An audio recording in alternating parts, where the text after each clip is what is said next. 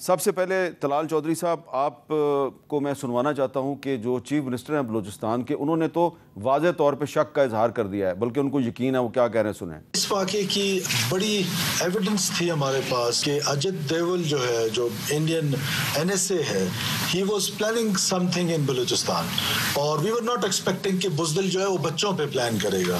اس مقدس خون کی قسم کھا کے میں آپ کو کہتا ہوں کہ آپ کی حکومت اور آپ کی ریاست چن چن کے انشاءاللہ تعالیٰ ان کو جہنم وصل کرے گی جنہوں نے یہ گھنونی حرکت کی ہے۔ تو طلال چودھری صاحب، اگر پہلے سے انفارمیشن تھی تو پھر اس حملے کو ناکام کیوں نہیں بنایا جا سکا؟ بسم اللہ الرحمن الرحیم۔ دیکھیں میر صاحب، میں تھوڑا سا پیچھے آپ کو دہشت گردی کی جو جنگ ہے، اس کی پیک جو ہے وہ ایک جعفر ایکسپریس کا واقعہ تھا۔ جعفر ایکسپریس کے واقعے پہ پرائم منسٹر، آرمی چیف، تمام وہاں کی صوبائی کے جتنی بھی پارٹیز تھیں ان کی قیادت بیٹھے، اور وہاں پر پرائم منسٹر نے یہ بالکل تمام اداروں کو کہا، صوبائی حکومت سمیت، کہ جو وسائل چاہیے وہ صرف وفاق دے گا، کسی سے مانگنے کی ضرورت نہیں، لیکن کوئی دہشت گردی نہیں ہو۔ آرمی چیف نے وہاں یقین دلایا کہ اگلے چند ہفتوں میں آپ کو واضح فرق نظر آئے گا۔ میں اس جو اندوناک واقعہ ہے، کسی ایک خون کی بھی کوئی قیمت نہیں، لیکن کچھ فگرز میں آپ کے صرف کمپیریزن کے لیے، جو نیکٹا ہے ہمارے پاس، جو فگرز ہیں روزانہ کی بنیاد پر، جعفر ایکسپریس کا واقعہ جب ہوا ہے اس سے 6 مہینے پہلے سے روزانہ 3 سے 4 لا انفورسمنٹ کے، سیکیورٹی فورسز کے لوگ، آفیسرز اور جو ان کے جوان ہیں، شہید ہوتے ہیں، اور اتنے ہی لوگ 3 سے 4 سویلین، اور یہ واقعات کنسسٹنٹلی کوئی 1.5 درجن دہشت گردی کے واقعات کنسسٹنٹلی روزانہ کی بنیاد پر ہوتے ہیں، اور اس میں سے 99% واقعات جو ہیں وہ ہوتے ہیں KP اور بلوچستان میں۔ اور اس پہ جب یہ کاؤنٹر ٹیررزم کی ڈرائیو جعفر ایکسپریس کے بعد اس کو اور ذرا پش کیا گیا صوبائی حکومتوں کے ساتھ مل کے، تو یہ واقعات میں نمایاں کمی آئی۔ یعنی روزانہ کی بنیاد پر 3-4 شہادتوں کی بجائے یہ ہفتے بار، 15 دن بار بڑا واقعہ ہی نہیں ہوا۔ اور اس کے بعد جو ہمارے ڈپٹی پرائم منسٹر ہیں، وہ ایک وفد کی قیادت کرتے ہوئے افغانستان گئے، اور وہاں پر بھی بڑی دو ٹوک اور سیدھی باتیں ہوئیں، اور اس کے بعد جب یہ کچھ بہتری کی طرف گیا تو ویسٹرن بارڈر پہ بھی ہمیں وہی لوگ انگیج کر رہے ہیں جنہوں نے ایسٹرن سے حملہ کیا۔ اب ایسٹرن سے اگر کوئی 2 جہاز سے میزائل مارے گا اور ہمارے بچے مریں گے، اور پھر ان بچوں کے نام کے الفتح جا کے پھر وہاں کریں گے، اور ادھر اگر کوئی بم باندھ کے بھیجے وہی اور کسی بندے سے بندھا ہو اور وہ ہمارے بچوں کو مارے گا، تو آپ کا کیا خیال ہے کہ یہ کوئی کمی آئے گی؟ بھی ریاست کی کلیئرٹی ہے اس بات پہ، اور پوری دنیا نے ہمارا نیریٹو اس جنگ کی وجہ سے اس کو سنا اور سمجھا ہے۔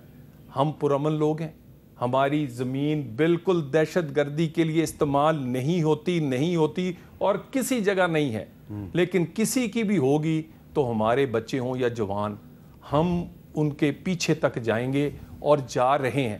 یہ واقعہ جو آج ہوا ہے، اس سے پہلے جعفر ایکسپریس پہ میں آخری بات کر دوں، جعفر ایکسپریس پہ نمایاں بہت بڑے ثبوت انڈیا کی انوالومنٹ کے ملے۔ ہم کوئی ان کی طرح نہیں ہے کہ ادھر واقعہ ہوا ہے 10 منٹ بعد FIR دے دیں، 10 منٹ بعد ہی کسی کو، ہر چیز اس کے پیچھے آپ ایک ذمہ دار قوم ہے، آپ کے پاس شواہد ہونے چاہیے، آپ کے پاس اس کی، ہم نے ان کی اکٹھی کی، انٹیریئر منسٹر اور باقی ہمارے سیکورٹی ایجنسیز اس کی ایک پلان کر رہی تھی پریس کانفرنس، تاکہ دنیا کو دکھائے جا سکے، اتنی دیر میں یہ حملے والا معاملہ شروع ہو گیا۔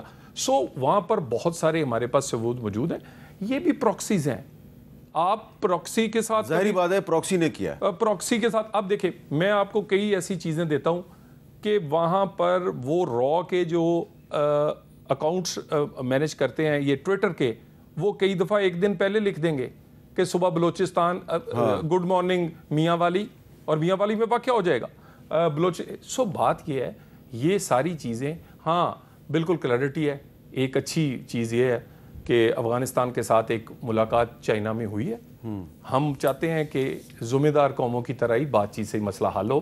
دوسرا، آپشن نہ استعمال کرنا. کامران مرزا صاحب، یہ آپ کو کتنی امید ہے کہ یہ جو چائنا میں اسحاق ڈار صاحب کی اور افغانستان کے وزیر خارجہ کی اور چائنیز وزیر خارجہ کی جو ملاقات ہوئی ہے، اس کے نتیجے میں جو پاکستان میں جو دہشت گردی ہو رہی ہے یہ کم ہو جائے گی؟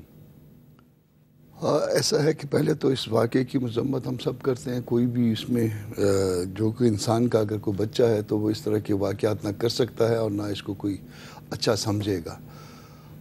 مگر اب میدان جنگ بنا ہوا ہے بلوچستان اور خیبر پختونخوا. ایلیگیشنز جو ہے وہ جہاں پہ جس کا آپ نے ایک ملک کا نام لیا اس طرف بھی جو ہے نا وہ انگلیاں اٹھتی ہیں. ملاقات آپ کہتے ہیں کہ ہوئی ہے، اللہ کرے کہ اس ملاقات کے نتیجے میں کوئی معاملات سیٹل ہوں. اب آپ کر رہے ہیں کہ روایتی طریقوں سے شاید یہ معاملات حل ہو جائیں گے. میرا خیال ہے کہ روایتی طریقوں سے نہیں ہوں گے. وزیر اعظم چلے گئے، پوری کیبنٹ نے آ کے ان کا بلوچستان کیبنٹ نے آ کے ان کا استقبال کیا. آرمی چیف چلے جائیں گے تھوڑی دیر میں، ان کے لیے بھی اسی طرح سے ان کا ریسیپشن ہوگا. اس طرح سے معاملات سیٹل نہیں ہوں گے. معاملات اگر آپ کے پاس کوئی منصوبہ ہے اس کو ٹھیک کرنے کا تو اس کو ٹھیک کریے. اب انف از انف، بہت ہو گیا ہے. اس وقت پورے بلوچستان میں آپ شام میں رات میں جو ہے انٹیریئر میں سفر نہیں کر سکتے ہیں. طلال بھائی کے ساتھ احترام ہے میرا پورا، مگر انٹیریئر جو ہے وہ آپ وہاں کا لوکل آدمی بھی ٹریول نہیں کر سکتا ہے انٹیریئر میں بلوچستان میں. اگر وہ ٹریول نہیں کر سکتا ہے تو اس کا مطلب ہے کہ حالات ٹھیک نہیں ہے. ظاہر ہے کہ یہ اس طرح کی ٹرین والے واقعات روز تو نہیں ہو سکتے. تو ایک ہوا، اب ہم اس کو اسی طرح کا واقعہ کہیں کہ دوبارہ خدا نخواستہ ہو جائے تو اللہ کرے کہ کبھی بھی نہ ہو اور کہیں پہ بھی نہ ہو. مگر جو ہے نا وہ واقعات یہ ہیں کہ لوگ ٹریول نہیں کر سکتے، دن میں اغوا ہو رہے ہیں، اٹھا لیے جاتے ہیں اور دن دہاڑے غائب ہو جاتے ہیں. شام کے بعد تو کوئی ٹریول نہیں کرتا. آپ ان کو کہیں کہ ان کے منسٹرز جو ہے نا وہ شام کو انٹیریئر میں ٹریول کر کے بتائیں. ان کے پورا لاؤ لشکر ان کے پاس ہوتا ہے، وہ خود بھی نہیں جا سکتے ہیں. ٹھیک ہے. اچھا، اب ایئر مارشل ارشد ملک صاحب، آج 21 مئی ہے. 21 مئی 2-3 حوالوں سے بڑا اہم ہے. ایک تو آج پاک چین دوستی کی 74ویں سالگرہ ہے، 74th اینیورسری. اسی مئی کے دن مقبوضہ کشمیر کے ایک رہنما تھے مولوی محمد فاروق صاحب، میر وائز مولوی محمد فاروق صاحب، اور ایک اور رہنما تھے عبد الغنی لون صاحب. دونوں کو مختلف سالوں میں 21 مئی کے دن اٹیک کیا گیا، اور آج 21 مئی کو پاک چین دوستی کی 74ویں سالگرہ بھی ہے. اور آج ہی بلوچستان میں ایک اسکول بس کو اٹیک کیا گیا. میرا بڑا سیدھا سا سوال ہے، آپ کو کیا لگتا ہے یہ کس نے کیا ہے؟ بسم اللہ الرحمن الرحیم. حامد بھائی، سب سے پہلے تو میں یہ بات ضرور کہنا چاہوں گا کہ یہ ایک بزدلی کا صفاقانہ ایکٹ ہے جو کہ انسانیت کے نام پر دھبا ہے، اور اس کی جتنی مذمت کی جائے اتنی مذمت کم ہے. اس میں کوئی شک نہیں کہ ہمارا جو ایسٹرن نیبر ہے، جو ہمارا مشرقی ہمسایہ ہے، اس کی ایک سٹیٹڈ پالیسی، اس سٹیٹڈ پالیسی کو جب آپ لنک کرتے ہیں تو جیسے آپ نے فرمایا اس کے تانے بانے اسی طرح جڑتے ہیں. اب سٹیٹڈ پالیسی کس کی طرف سے آ رہی ہے؟ ان کے سب سے بڑے لیڈر مودی کی طرف سے آ رہی ہے. اس مودی کی طرف سے جس نے بڑی کلیئرٹی سے آپ کو بتایا کہ میں نے ایسٹ پاکستان میں، یا ہمارے ہندوستان نے ایسٹ پاکستان میں ایک خاص گروپ کی تربیت کی. اس کے بعد جو دوول ہے ان کا، اجیت دوول، وہ کلبھوشن کو اپنا منکی قرار دیتا ہے. پھر جو شنکر ہے ان کا، امیت شاہ ہے، ان کی بھی stated policy nothing less than attacking Pakistan and innocent people. Now اگر اس سٹیٹڈ پالیسی کے مطابق آپ دیکھیں تو آپ کے ذہن میں کوئی شک نہیں رہ جانا چاہیے کہ آپ کا اصل دشمن ان بزدلانہ حملوں کے پیچھے کون. تو اس لیے میرے خیال میں تو ہمیں اپنے آپ کو بڑا کلیئر کر لینا چاہیے. اور جو میں نے آپ کے پروگرام پچھلے میں بھی کہا تھا کہ آپ کو اس دشمن کے اوپر کسی طور پہ اعتماد نہیں رہتا. تو 2 آپشن ہیں، ایک ہے کائنیٹک آپشن، ایک ہے نان کائنیٹک آپشن.